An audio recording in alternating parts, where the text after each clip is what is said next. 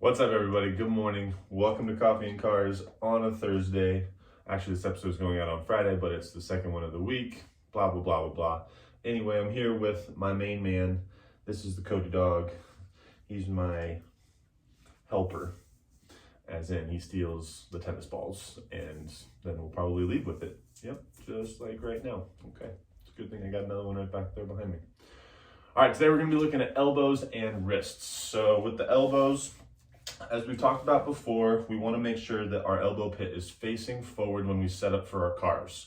If you're new to cars, welcome. Thanks for clicking on the episode. Cars are our controlled articular rotations. This is how we get movement through the full range of motion that our joints can handle. Helps us to maintain the health of the joint, improve the articular surfaces by driving fluid into that joint capsule, helping things regenerate as they need to. So if you work at a desk a lot, if you're driving a lot, if you're in the same position for a long period of time, eventually you're going to start to break down in that position because we overuse the tissues compared to everything else. So what we're doing today is, and with every day that we do cars, is helping our body have a little bit more exposure to the rest of the space that we have to work with so that we're more comfortable using that space and we keep it open and available for when we do need it. So starting out here, we're going to go hands at our sides. If you have a couple of tennis balls or something that you can squeeze, this is a great way to add some tension into the movement. So by adding that tension and squeezing, we create more engagement through the tissue that we're actively working. So I'm going to squeeze a fist in one hand, tennis ball in the other, exact same effect on both sides. I'm going to squeeze my fists up towards my shoulders, nice strong bicep curl here, and then I'm going to rotate, still keeping my fist squeezed tight. The rotation is where we're going to feel our tension winding up. Now we're going to extend. And as we extend, we're just going to take a quick peek down, make sure that our elbow pit has not turned in toward our side here. So we're keeping that elbow pit forward. As we turn the hands down, then we're going to rotate out. So we supinate here, flex, pronate, and extend. Let's do 3 more reps here, making nice smooth circles. And this is kind of like an oval. So I come out, rotate in at the top. Fists are closer together as I press down, and then out to the side. One more time here as we extend. Now we're just going to reverse. So we flex as we supinate, hands get a little bit further apart, press down, still trying to supinate, and then pronate at the bottom. Go for 4 more reps here, keeping it moving 1 mile an hour at a time. Nice strong press into extension at the bottom as we rotate. Flex, supinate at the top, extend, pronate, flex, nice strong squeeze up towards the shoulders, supinate and extend. 1 more, pronate and flex, supinate and extend. All right, and put that to the side. We're going to go for some wrists now. So if we work the wrist one at a time, I love using a block or some other prop. It could be the edge of a table, edge of a bench. That's basically going to give us something that we can set our forearm on and then place a hand on top of it so that we're not allowing any movement of that elbow, which is what we were just training. We now want to keep that to a minimum and force the movement to come through the wrist joint. So if we have something that we can set up on, like so, this is great. Our other option is just to hold the underside of the forearm with the non-working hand and move from there. So I'm going to set up across the block here. And really what we're looking for is no rotation from this forearm. So you shouldn't feel any movement underneath the wrist or underneath the forearm as it's pressing into the block, bench, whatever you have here.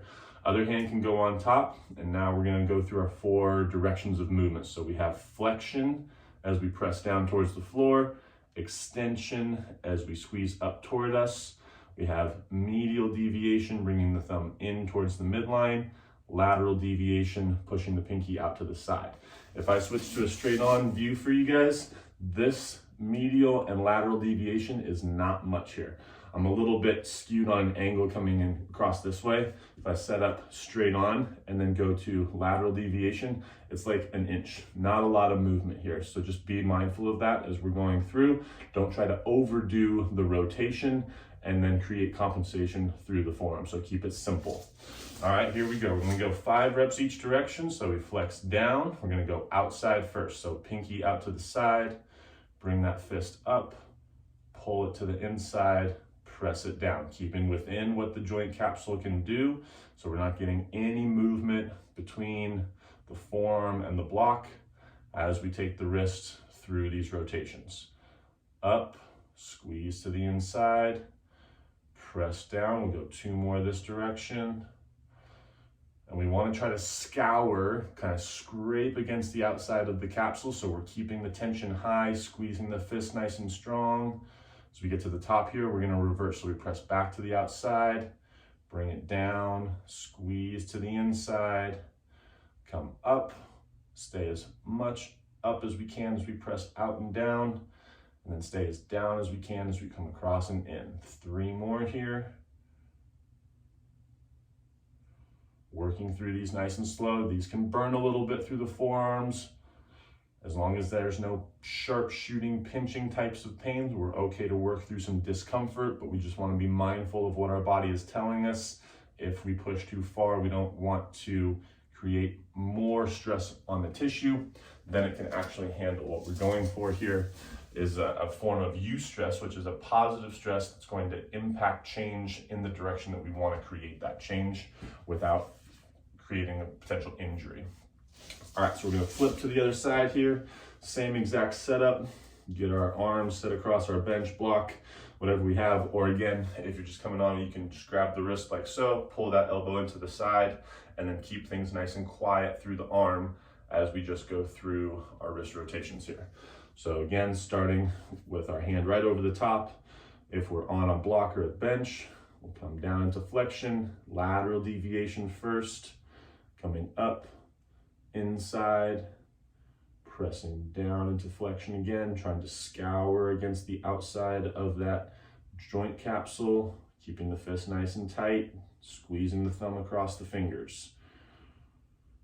And as we go through these, we want to try to feel the parts of the tissue that are pulling us into the direction that we're going. So as I come up, it's these top extensors that are pulling my hand up into extension. As I come across, more on the lateral side, or excuse me, medial side of my extensors. And then as I press down, I'm getting into my flexors on the bottom side of my forearm against the block.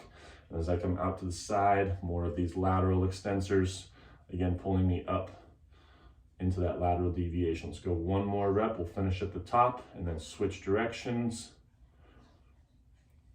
Good, and reverse. Out and down, press down and in, come up, out to the side, really pushing into that lateral deviation as we flex down, squeeze across, again, trying to keep that forearm from rotating at all, still keeping the tension high. Last 2 here, come down and across, keep that fist squeezed tight, up and out, down, back in for the last time, up and finish. Oh, right on cue, our guest is back. He's probably come for his other tennis ball. All right, everybody, that's gonna do it for Coffee and Cars. Second episode of the week. We'll get 1 more in for you, and have a great rest of your Friday. We'll see you guys in the next one.